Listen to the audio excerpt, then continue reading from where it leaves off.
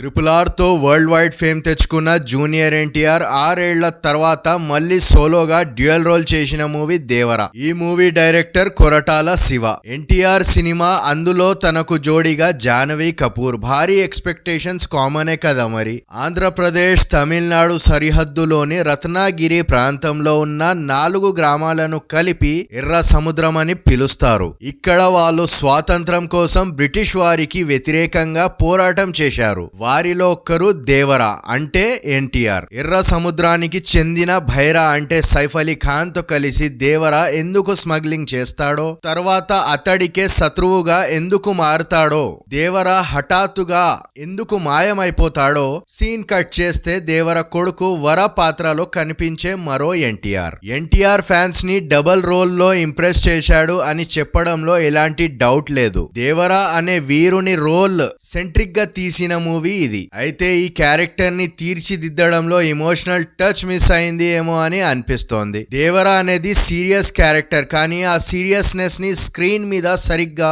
Present చేయలేకపోయారు. Second half లో తెరకు వస్తుంది దేవర కొడుకు వర పాత్ర. మొదటిలో ఎన్టీఆర్ ఎనర్జెటిక్ గా కనిపించినా కాస్త వీక్ స్క్రీన్ ప్లే వల్ల ఆ రోల్ కూడా తేల్చిపోయినట్టు అనిపిస్తోంది. ఇంకా ఎన్టీఆర్ నటన గురించి ప్రత్యేకంగా చెప్పాల్సిన పనేం లేదు, కానీ దేవర పాత్ర క్యారెక్టరైజేషన్ వల్ల ఎన్టీఆర్ నటన వావ్ సూపర్బ్ అని అనిపించలేదు. ఎన్టీఆర్ సినిమా అనగానే ఫ్యాన్స్ కాస్త పవర్ఫుల్ డైలాగ్స్ ఎక్స్పెక్ట్ చేస్తారు, కానీ అంత పవర్ఫుల్ డైలాగ్స్ వినిపించవు. సైఫ్ అలీ ఖాన్ భైరా పాత్ర కూడా కొంచెం వీక్ గానే అనిపిస్తోంది. ఇక జాహ్నవి కపూర్ గురించి చెప్పాలంటే యాక్టింగ్ కి స్కోప్ తక్కువగా ఉన్న గ్లామరస్ రోల్ ఇది. తన యాక్టింగ్ లో న్యాచురాలిటీ మిస్ అయినట్టు అనిపిస్తోంది. శ్రీకాంత్ యాక్టింగ్ చాలా నీట్ గా ఉంది. ప్రకాష్ రాజ్ చక్కగా నటించారు. సినిమాటోగ్రఫీ, బ్యాక్ గ్రౌండ్ మ్యూజికే సినిమాకు ప్లస్ అయింది. క్లైమాక్స్ తో సహా కొన్ని సన్నివేశాల్లో సముద్రంలో షాట్స్ బాగుంటాయి. అనిరుద్ సంగీతం